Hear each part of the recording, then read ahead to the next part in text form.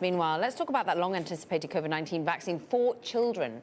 It's now even closer. Today, Pfizer and BioNTech submitted it for emergency use authorization of their children's vaccine. And it's for kids ages 5 to 11, and it's a series of 2 smaller doses. Now, the president is set to speak this afternoon about vaccination, so hear more about the focus coming from the federal level. But let's talk to Bloomberg's Robert Langreth about health and the focus of the children's vaccine.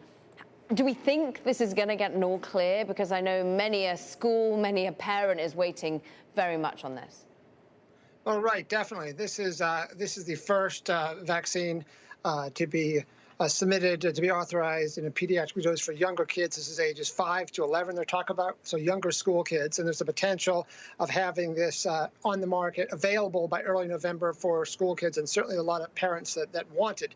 But the FDA is definitely going to look at this vaccine data and safety very, very carefully because young kids, while they can spread the virus, they're less likely to develop severe complications. And certainly at the same time, there's some indications that younger males, and in particular, are more likely to get this rare adverse event that's been reported, this myocarditis, this heart inflammation. So that's all going to be looked at very, very carefully to make sure that the vaccine is totally safe in young kids. And one of the things that's different is that Pfizer and BioNTech are going for a lower dose in the younger kids. They're going for 1/3 the adult and older teenage dose. It's a much lower dose on young kids. But clearly, this is a big event, a big advisory panel that's happening towards the end of the month. The data is going to be reviewed in public again, and everyone's kind of waiting very carefully to see what that reveals. Maybe talk to us a little bit about the hurdles, the differences in the hurdles between the children's vaccines approval and the adult vaccine approval. Presumably, there are a lot of parents that are waiting for this vaccine, but there are also a lot of parents that are probably going to tread somewhat lightly as to necessarily running out to get their kids vaccinated. What kind of hurdles are there for approving the vaccine that can make those parents feel a little bit more assured in its efficacy and likely side effects being somewhat minimal?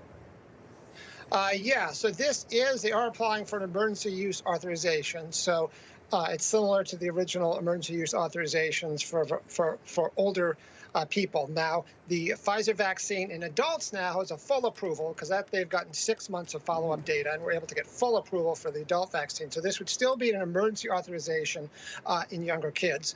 But the FDA actually the U.S. Food and Drug Administration actually made Pfizer and other companies go back and increase the size of their trials in the younger children in order to increase the size of the safety database. So we're talking about there are likely to be several thousand younger kids in the trials. We don't have the exact numbers, so the data hasn't been out there yet. But at this advisory panel meeting, it's likely to be an all-day meeting at the end of the month. All this data is going to be discussed and revealed in detail in a public meeting, so anyone will have a chance to vet it, look at it themselves.